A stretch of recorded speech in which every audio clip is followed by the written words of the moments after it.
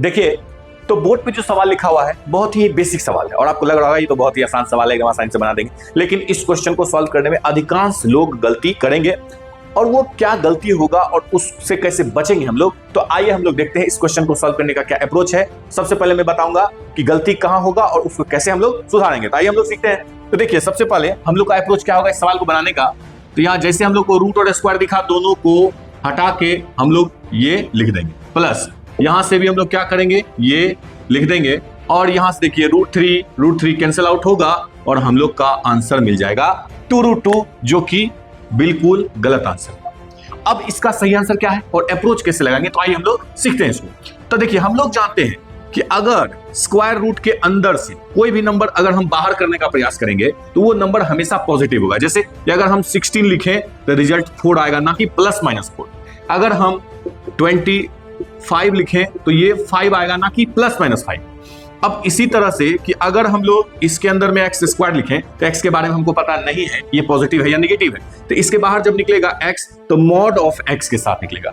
और मॉड का क्या है आपको प्रॉपर्टी हम लोग जानते हैं कि मॉड के बाहर एक्स निकलेगा when X greater than equal to 0 और -x निकलेगा जब x लेस देन 0। ये हम लोग मॉडुलस फंक्शन के प्रॉपर्टी में पढ़ते हैं। तो अब इस फंक्शन को आप गौर से देखिए, तो ये आपको क्या है, तो ये नेगेटिव, ये क्या है, तो नेगेटिव। अब अगर हम रूट और स्क्वायर को हटाएंगे तो जो बचा नेगेटिव, मतलब ये जो हम लोग निकाले हैं रूट के बाहर ये क्या निकला है, नेगेटिव निकला है। तो इसका मतलब नेगेटिव निकला है, मतलब हम लोग का ये अप्रोच क्या है, गलत है। अब इसको सही करने का प्रयास करेंगे। तो देखिए क्या सीखा है कि मॉड के बाहर -x जब x लेस देन 0, ये -x है। अब ये जब बाहर आएगा तो माइनस के साथ आएगा, इस तरह से आएगा -x। यहाँ देखिए √x² और x लेस देन 0, तो हम लोग का क्या बाहर आएगा, तो -x। हम लोग वही बाहर किया -x।